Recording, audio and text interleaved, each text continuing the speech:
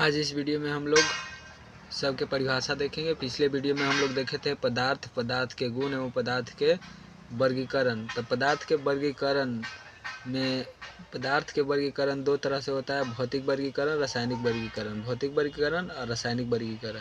भौतिक वर्गीकरण में पदार्थ के तीन अवस्था होते हैं। द्रव, गैस और ठोस। द्रव, गैस, ठोस। और रासायनिक वर्गीकरण में पदार्थ के दो अवस्था होते हैं, शुद्ध पदार्थ और मिश्रण। शुद्ध पदार्थ, मिश्रण। शुद्ध पदार्थ के दो अवस्था होते हैं, तत्व और यौगिक। तत्व के भी तीन प्रकार होता है। तत्व का तीन प्रकार होता है, धातु, अधातु और उपधातु। धातु और अधातु और उपधातु। और फिर यौगिक कार्बनिक यौगिक, रासायनिक यौगिक, इसके भी दो प्रकार होते हैं। इसके बाद फिर मिश्रण, समांगी मिश्रण, विषमांगी मिश्रण कल देखे थे। आज सबको हम परिभाषा देखेंगे। जैसे में भौतिक वर्गीकरण किसे कहते हैं? किसी भी पदार्थ का भौतिक गुणों के आधार पर वर्गीकरण, उसे भौतिक वर्गीकरण कहते हैं। जैसे में अब आपको आप लोगों के मन में आ रहा होगा कि भौतिक गुण क्या है। भौतिक गुण जैसे कोई भी पदार्थ के आकार हो जाए, साइज हो जाए, अवस्था हो जाए, रंग हो जाए, जैसे गुणों को भौतिक गुण कहते हैं। जैसे माने हम लोग देख के बता सकते हैं, उसे भौतिक गुण कहते हैं। रासायनिक वर्गीकरण की परिभाषा अब देखेंगे हम लोग। रासायनिक वर्गीकरण की परिभाषा किसी भी पदार्थ का रासायनिक गुणों के आधार पर वर्गीकरण रासायनिक वर्गीकरण कहते हैं। आप रासायनिक गुण क्या है? यहाँ रासायनिक गुण क्या है? जब कोई पदार्थ रासायनिक अभिक्रिया के समय या उसके बाद अपना प्रभाव दिखाता हो, उसे उस पदार्थ का रासायनिक गुण कहते हैं। जैसे लोहा वायु के प्लस जल के संपर्क में आता है तो जंग लग जाता है। अब हम लोग देखेंगे क्या चीज़, भौतिक वर्गीकरण पर पदार्थ का अवस्था, जो तीन प्रकार के होता है। भौतिक वर्गीकरण पर पदार्थ का तीन अवस्था होता है। पहला होता है ठोस, दूसरा द्रव, तीसरा गैस। इसको परिभाषा देखिए। ठोस वे पदार्थ है जिसका आकार तथा आयतन दोनों निश्चित होता है। जैसे में पत्थर, लकड़ी, लोहा इत्यादि। दूसरा है द्रव। द्रव वो पदार्थ है जिसका आयतन निश्चित होता है किंतु आकार निश्चित नहीं होता है। आकार अनिश्चित होता है, उसे द्रव कहते हैं। जैसे में दूध, पानी, डीजल इत्यादि। गैस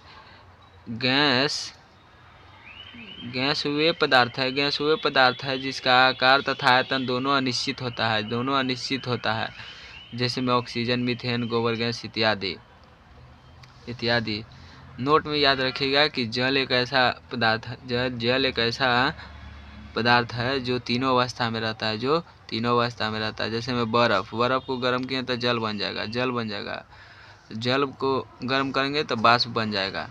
तो जल है द्रव अवस्था में, गैस है बाष्प अवस्था में, ठोस अवस्था में। अगर उल्टा करेंगे, जैसे बाष्प को ठंडा करेंगे तो जल बनेगा, तो द्रव अवस्था में। और जल को ठंडा करेंगे तो बर्फ बन जाएगा। यानी इसको सबसे याद रखिएगा कि तीनों अवस्था में पाए जाने वाला पदार्थ कौन है? तो जल है। अब रासायनिक वर्गीकरण से पदार्थ का दो अवस्था होता है। पहला शुद्ध पदार्थ, दूसरा है मिश्रण। तो सबसे पहले हम लोग देखेंगे शुद्ध पदार्थ देखेंगे। वैसा पदार्थ जिसमें सभी कणों का समान प्रकृति के होते हैं, जिसमें सभी कण समान प्रवृत्ति के होते हैं, उसे शुद्ध पदार्थ कहते हैं। जैसे ऑक्सीजन, लोहा, नमक इत्यादि। कोई भी पदार्थ हो। शुद्ध पदार्थ दो प्रकार के होते हैं। पहला है तत्व, दूसरा यौगिक। तो तत्व किसे कहते हैं? सबसे पहले हम लोग देखेंगे तत्व किसे कहते हैं। यह एक समान परमाणुओं से मिलकर बना होता है। परमाणुओं से मिलकर बना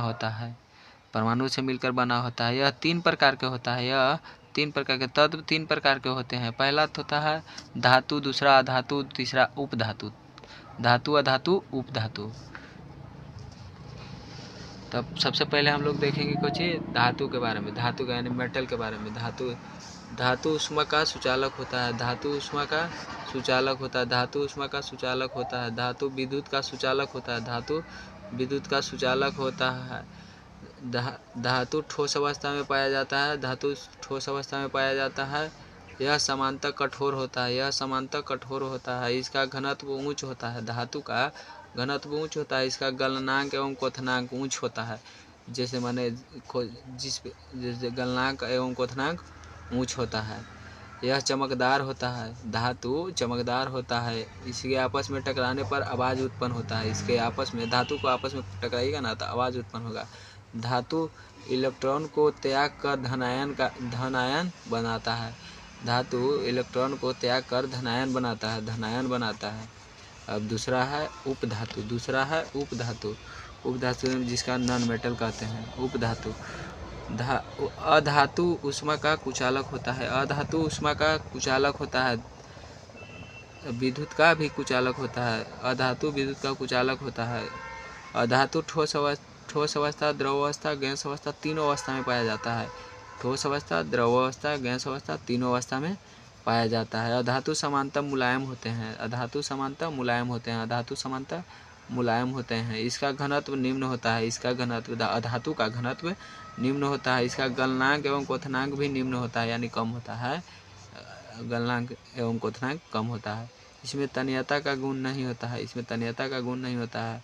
याद रखिएगा, धातु में तन्यता का गुण रहता है। इसमें अधातु में तन्यता का गुण नहीं रहता है। यह चमकदार नहीं होता है। अधातु चमकदार नहीं होता है। अधातु को आपस में टकराने पर आवाज़ नहीं उत्पन्न होता है। जैसे धातु को टकराइएगा ना आपस में तो आवाज़ उत्पन्न होगा। अधातु को टकराइएगा तो आवाज़ उत्पन्न नहीं होता है। अधातु इलेक्ट्रॉन को ग्रहण कर ऋणायन बनाता है। इसके बाद देखेंगे उपधातु देखेंगे।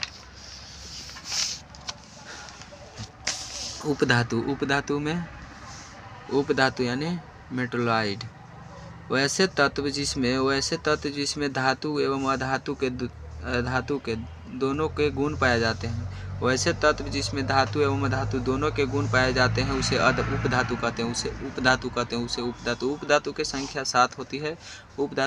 7 होती है। जिसमें बोरॉन है, सिलिकॉन है, जर्मेनियम है, आर्सेनिक है, एंटीमनी है, एल्युमिनियम है, पोलिनियम है। सब का संकेत सिंबल आप लोग अथी में कमेंट में दीजिएगा। जैसे में देखिए, सबसे पहले ये याद रखिएगा, कुल तत्वों की संख्या 118 है। कुल तत्वों की संख्या 118 है, जिसमें धातु की संख्या 91 है, अधातु की संख्या 20 है, उपधातु की संख्या 7 है। ये याद रखिएगा।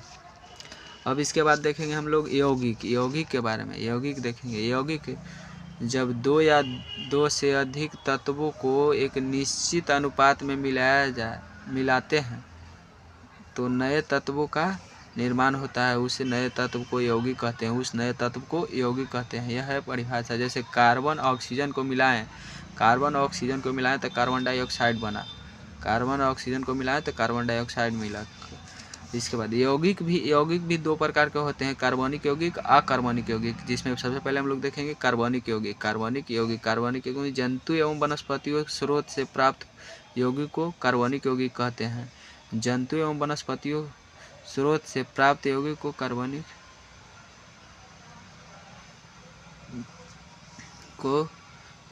यौगिक कहते हैं। जैसे में प्रोटीन, वसा, चीनी इत्यादि। जैसे एगवाव है परिभाषा इसका। वैसे यौगिक जिनमें कार्बन की उपस्थिति होती है उसे कार्बनिक यौगिक कहते हैं। दूसरा है अकार्बनिक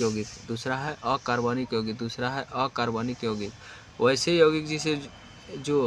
यौगिक जो भू प्रॉपर्टी या भूमि से प्राप्त होता है उसे अकार्बनिक यौगिक कहते हैं। जैसे में sodium sulphate, sodium chloride, calcium sulphate इत्यादि। इसके बाद हम लोग देखेंगे मिश्रण। हम लोग देखेंगे क्या मिश्रण। दो या दो से अधिक शुद्ध पदार्थों को एक साथ मिलाया जाता है तो प्राप्त नए पदार्थ को मिश्रण कहते हैं। तो पदार्थ नए पदार्थ को मिश्रण कहते हैं। इसमें पदार्थ के कण अलग अलग प्रवृत्ति के होते हैं। जैसे में जल नमक को मिलाते हैं तो शरबत बनता है। नाइट्रोजन ऑक्सीजन और कार्बन डाइऑक्साइड प्लस जल वाष्प को मिलाएंगे तो वायु बनेगा। मिश्रण भी दो प्रकार के होते हैं। मिश्रण भी दो प्रकार के होते हैं। पहला है समांगी मिश्रण, दूसरा है विषमांगी मिश्रण। समांगी मिश्रण वह मिश्रण जिसमें उपस्थित अवयवी कणों का संगठन सभी जगह होता है उसे समांगी मिश्रण कहते हैं। समांगी मिश्रण के कणों को आंखों द्वारा देखा नहीं जा सकता है। समांगी मिश्रण को कणों को आंखों द्वारा नहीं देख सकते हैं। इसमें कणों को एक दूसरे से अलग नहीं किया जाता है। समांगी मिश्रण में कणों को एक दूसरे से अलग नहीं किया जाता है। अब दूसरा है विषमांगी मिश्रण। वह मिश्रण जिसमें उपस्थित अवयवी कणों का संगठन सभी जगह सामान्य नहीं होता है। उसे विषमांगी मिश्रण कहते हैं। विषमांगी मिश्रण को कणों को आंखों द्वारा देखा जा सकता है। इसमें कणों को एक दूसरे से अलग भी किया जाता है। आज की इस वीडियो में इतना ही तक।